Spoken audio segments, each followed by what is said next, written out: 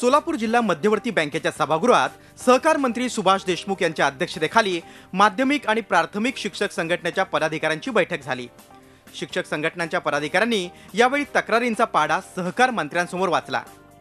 नोटा बंद झाल्या त्यामुळे प्रश्न असा की शिक्षकाचा पगार 50,000 60,000 बँकेमध्ये जमा होतो आहे आणि 500 रुपये घेऊन जावा म्हणतायत आणि 500 रुपये मध्ये काय भागता आहे। दुसरी गोष्ट डीसीसी बँकेचं जे एटीएम आहे ते चालत नाही, सध्या ते बंदच आहे।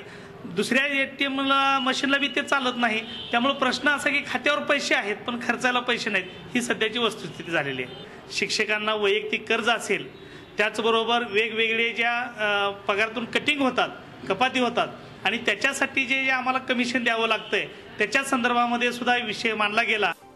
सहकार मंत्र्यांनी शिक्षकांना पांगरीत कोणतीही अडचण करू नये अशा सूचना देतानाच राष्ट्रवादीच्या ताब्यात असलेल्या जिल्हा मध्यवर्ती बँकेला मदत करण्याचं आश्वासन दिलं।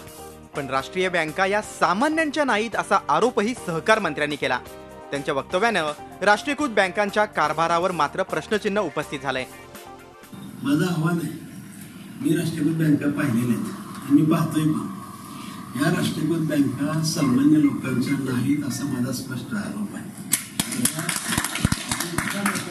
बँका आज जरी एक कर्ज कितीतरी उद्दिष्ट त्यांनी घेत असतील तरी जेवढ्या जिल्हा मध्यवर्ती बँका राज्यातल्या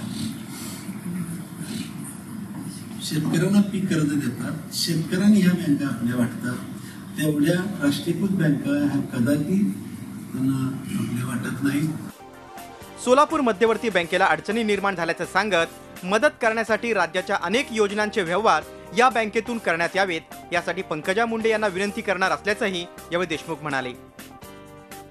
सहकार मंत्र्यांनी अनेक आश्वासनं दिली असली तरी ती पूर्ण होणार का आणि शिक्षकांच्या समस्या सुटणार का याकडे सर्वांच्या नजरा आहेत। सोलापूरहून संजय पवारसह bureau report, Zee media, Mumbai. Zee 24 तास रहा एक पाऊल पुढे।